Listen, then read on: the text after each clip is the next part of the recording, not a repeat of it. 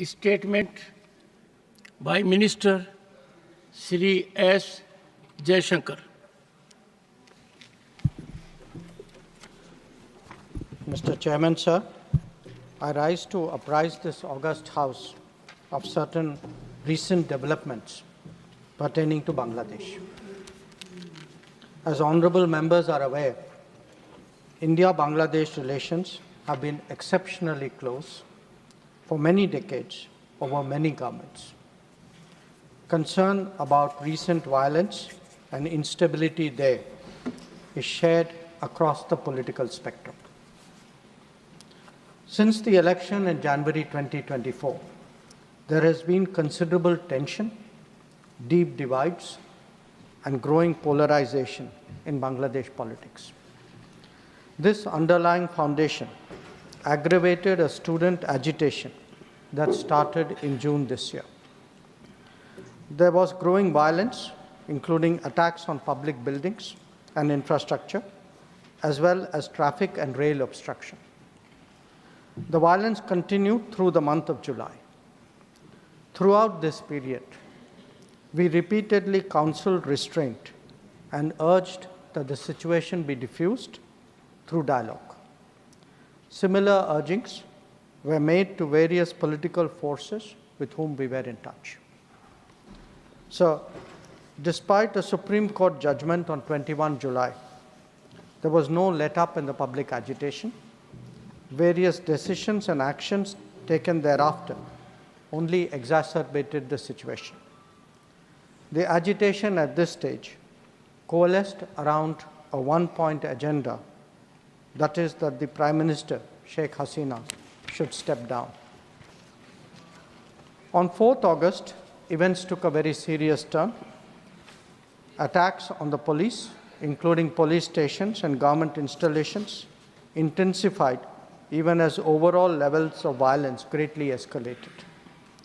Properties of individuals associated with the regime were torched across the country.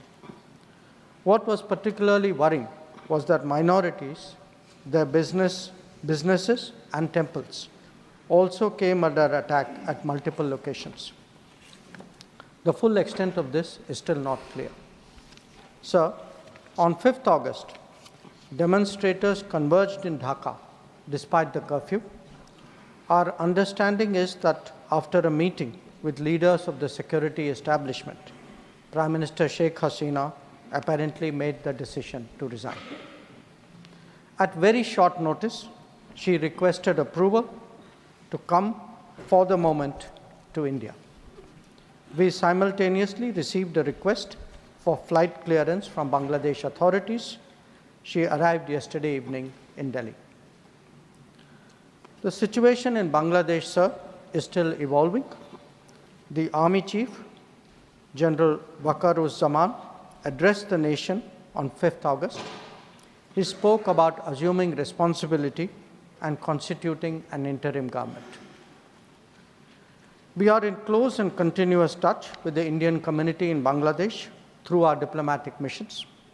There are an estimated 19,000 Indian nationals there, of which about 9,000 are students. The bulk of the students, however, have already returned to India in the month of July on the advice of the High Commission.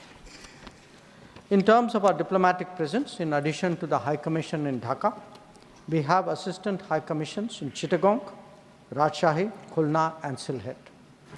It is our expectation that the host government will provide the required security protection for these establishments. We look forward to their normal functioning once the situation stabilizes. Chairman, sir, we are also monitoring the situation with regard to the status of minorities. There are reports of initiatives by various groups and organizations to ensure their protection and well-being. We welcome that, but will naturally remain deeply concerned till law and order is visibly restored. Our border guarding forces have also been instructed to be exceptionally alert in view of this complex situation. In the last 24 hours, we have also been in regular touch with the authorities in Dhaka. This is the situation as of now. I seek the understanding and support of the House in regard to sensitive issues regarding an important neighbor on which there has always been strong national consensus. Thank you. Debate resumes. Shri Deepak Prakash. Shri Deepak Prakash. No. Shri Deepak, please. Nothing positive. Everyone has positive. Please don't spoil it. Please. Shri Deepak Prakash.